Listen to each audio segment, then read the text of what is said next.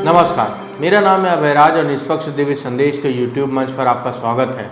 अभी कुछ दिनों पहले तक ऐसा लग रहा था कि बीजेपी ने महाराष्ट्र में बिहार वाले प्रयोग पर ही चलने का इरादा कर लिया है, यानी कि अधिक विधानसभा सीट जीतने के बावजूद सहयोगी पार्टी के नेता को प्रदेश में मुख्यमंत्री पद की कुर्सी देना। बिहार और महाराष्ट्र में भारतीय जनता पार्टी ने कम से कम अपने सहयोगी पार्टी को अपना बड़ा भाई बनाने में कोई संकोच नहीं किया। महाराष्ट्र में पहले ऐसा समझा जा रहा था कि विधानसभा चुनाव में शायद अधिक सीट आने पर बीजेपी फिर से महाराष्ट्र का दायित्व पूर्व सीएम और वर्तमान डिप्टी सीएम देवेंद्र फडणवीस को सौंप देगी, पर पिछले दिनों एक पीसी में प्रदेश के डिप्टी सीएम देवेंद्र फडणवीस ने यह कबूल किया कि महाराष्ट्र के सीएम एकनाथ शिंदे ही होंगे। इसके बाद राजनीतिक गलियारों में यह मानकर लोग चल रहे हैं कि हो सकता है कि एकनाथ शिंदे प्रदेश के अगले नीतीश कुमार बन जाएं, पर अचानक एक बार फिर से देवेंद्र फडणवीस के नाम का घोड़ा महाराष्ट्र में दौड़ने लगा है। शीर्ष भाजपा नेतृत्व और पार्टी कार्यकर्ताओं द्वारा यह कहा जाने लगा है कि महाराष्ट्र के मुख्यमंत्री पद के लिए फडणवीस का नाम उपयुक्त है। ऐसे संकेत मिल रहे हैं कि यदि राज्य में महायुति को बहुमत मिलता है तो भाजपा बड़े भाई की भूमिका निभाने के लिए उत्सुक है, ताकि उप मुख्यमंत्री देवेंद्र फडणवीस की राज्य के शीर्ष पद पर वापसी सुनिश्चित कराई जा सके। रविवार को मुंबई में पार्टी का घोषणा पत्र जारी करते हुए केंद्रीय गृह मंत्री अमित शाह ने कहा, वर्तमान में एकनाथ शिंदे मुख्यमंत्री हैं, लेकिन चुनाव के बाद महायुति के सभी 3 घटक भाजपा, शिवसेना और एनसीपी मिल बैठकर अगले मुख्यमंत्री का फैसला करेंगे। सबसे बड़ी बात यह है कि यह पहली बार नहीं था जब शाह ने सीएम के मुद्दे पर बात की हो।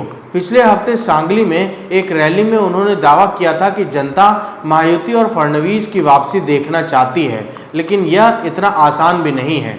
इसलिए ही इंडियन एक्सप्रेस को एक इंटरव्यू में राज्य भाजपा अध्यक्ष चंद्रशेखर बावनकुले बताते हैं कि इस समय हमारे एजेंडे में मुख्यमंत्री पद नहीं है। भले ही भाजपा संकेत दे रही है, पर शिवसेना ने स्पष्ट कर दिया है कि महायुति की वापसी होने पर मुख्यमंत्री एकनाथ शिंदे ही बने रहेंगे। शिवसेना के एक वरिष्ठ कैबिनेट मंत्री ने कहा, हम हमारे लिए एकनाथ शिंदे मुख्यमंत्री हैं और चुनाव के बाद भी मुख्यमंत्री रहेंगे। हालांकि शिवसेना और एनसीपी के सूत्रों का मानना है कि गठबंधन की राजनीति में कई कारक मुख्यमंत्री के चेहरे को निर्धारित करते हैं, खासकर जब कोई भी पार्टी अकेले बहुमत नहीं पाती है। इसलिए अभी इस चर्चा में जाने का कोई मतलब नहीं है। वैसे भी महाराष्ट्र की राजनीति पिछले 5 सालों में जैसे बदल रही है, उसके हिसाब से कुछ भी कहा नहीं जा सकता है।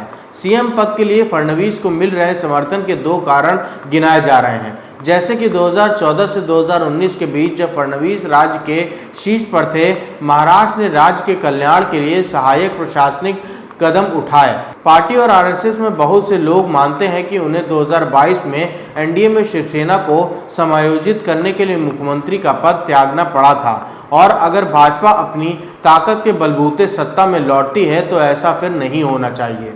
2019 विधानसभा चुनावों से पहले जब भाजपा अविभाजित शिवसेना के साथ गठबंधन में थी, उसने फडणवीस को मुख्यमंत्री पद के उम्मीदवार के रूप में पेश किया गया।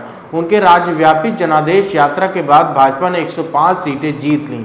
इसके साथ ही बीजेपी सबसे बड़ी पार्टी के रूप में उभरी, जबकि अविभाजित शिवसेना 56 सीटों पर सिमट गई। बाद में उद्धव ठाकरे ने अविभाजित एनसीपी और कांग्रेस के साथ मिलकर सरकार बनाई। इस गठबंधन के विद्रोह के सूत्रधार के रूप में फडणवीस को देखा गया था। फडणवीस ने शिंदे को मुख्यमंत्री बनाने की पेशकश की और कहा कि वे सरकार में शामिल नहीं होंगे। बाद में उन्हें उप मुख्यमंत्री के रूप में शामिल होने के लिए पार्टी से मना लिया। इन दोनों कारणों के चलते पार्टी में लोग चाहते हैं कि उन्हें फिर से वो सम्मान दिलाया जाए। अजीत पवार की राष्ट्रवादी कांग्रेस पार्टी ने अधिक सतर्क रुख अपनाया है। एनसीपी राज्य प्रमुख सुनील तटकरे ने दावा किया है कि फिलहाल महायुति को सत्ता में वापस लाना ही प्राथमिकता है। सीएम जैसी बड़े मुद्दों को चुनाव के बाद शीर्ष नेतृत्व पर छोड़ देना चाहिए। दरअसल अजीत पवार अपने लिए दोनों गठबंधनों में अपने लिए ऑप्शन तैयार रखते हैं। जिस तरह एनसीपी ने योगी आदित्यनाथ के बयान बटेंगे तो कटेंगे पर अपनी प्रतिक्रिया जताई है, उससे साफ हो गया है कि पार्टी बीजेपी के दबाव में नहीं है।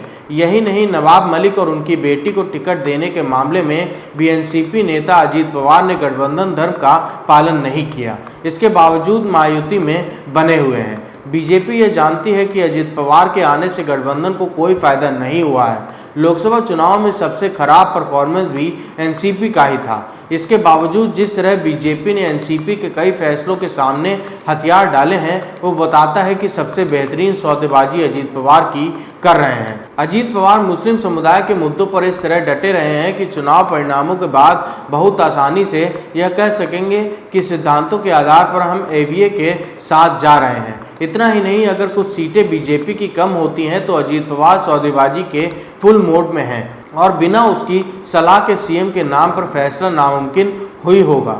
लोकसभा में मिली हार के बाद भाजपा कोर्स करेक्शन मोड में दिखाई दे रही है।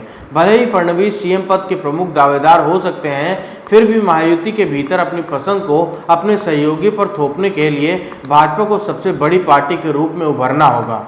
बल्कि सबसे बड़ी पार्टी के साथ साथ इस तरह का बहुमत लाना होगा कि शिवसेना या एनसीपी के साथ बीजेपी को सौदेबाजी न करनी पड़े।